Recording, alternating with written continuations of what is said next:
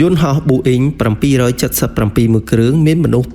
239នាក់នៅលើយន្តហោះស្រាប់តែបាត់ពីរ៉ាដាប៉ុន្តែអ្វីដែលគួរឲ្យភ្ញាក់ផ្អើលគឺមិនបានបាត់ភ្លាមទេវានៅតែហោះបន្តអស់ជាច្រើនម៉ោងនៅថ្ងៃទី8ខែមីនាឆ្នាំ2014ជើងហោះហើរ Malaysia Airlines MH307 បានហោះចេញពីកូឡាឡាំពួរឆ្ពោះទៅប៉េកាំងដោយមានមនុស្ស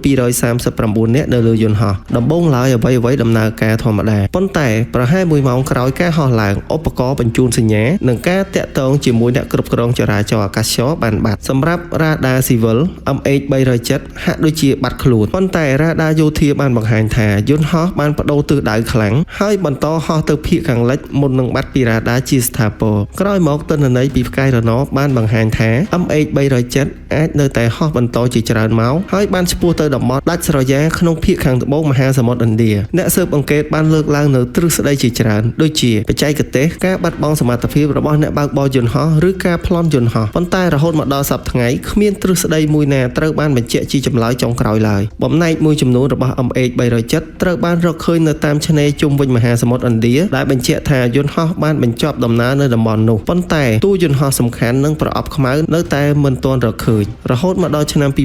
2026ការស្វែងរកនៅតែបន្តហើយសំណួរដ៏ធំបំផុតនៅតែមានតើ MH307 បានកើតអ្វីឡើងពិតប្រាកដ MH307 បានក្លាយជាអាថ៌កំបាំងដ៏ធំបំផុតក្នុងប្រវត្តិសាស្ត្រអាកាសចរណ៍តើអ្នកគិតថាវាជាបញ្ហាបច្ចេកទេសការប្លន់ឬមានអ្វីផ្សេងទៀតនៅពីក្រោយការបាត់ខ្លួននេះសូមបញ្ចេញមតិនៅក្នុង comment ហើយកុំភ្លេច like និង subscribe ដើម្បីទស្សនារឿងអាថ៌កំបាំងបន្ទាប់សូមកុំភ្លេចចុច subscribe និងដាក់រូបកណ្ដឹងម្នាក់មួយផងដើម្បីទទួលបានវីដេអូថ្មីៗបន្តទៀតជួបគ្នានៅវីដេអូក្រោយបន្តទៀតសូមអរគុណ